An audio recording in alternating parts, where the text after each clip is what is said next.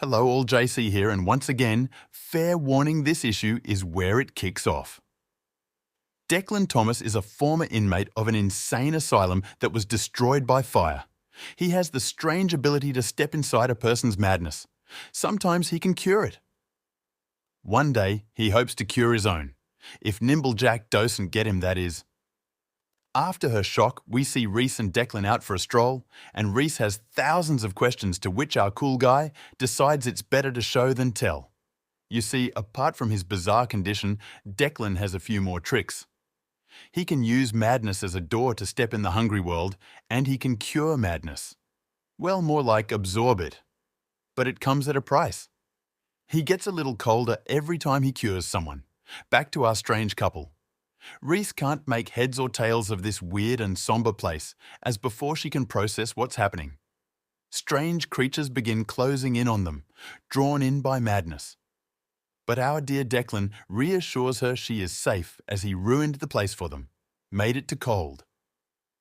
And as soon as Reese can blink, they are back to sunny Boston again with more questions than she started. On the brighter side, the poor insane guy is cured.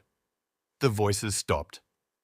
And here we have Nimble Jack, a being from the hungry world who makes the Joker look like the picture of sanity.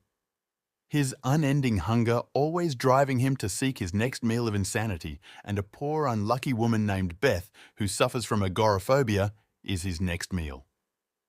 As quick as a flash, poor Beth finds herself on a stage surrounded by her worst fear, and to make it worst,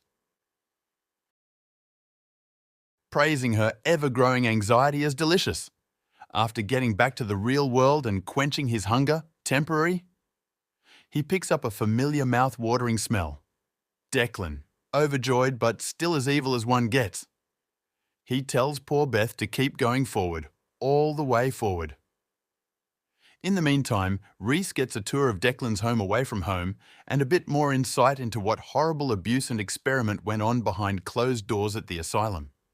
After taking Reese back, Declan shares how he was moved from place to place, how he was checked by everybody, and none could figure out why he's getting colder and that he was never in a coma, just hiding.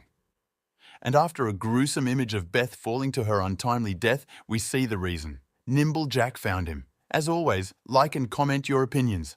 Can Declan win?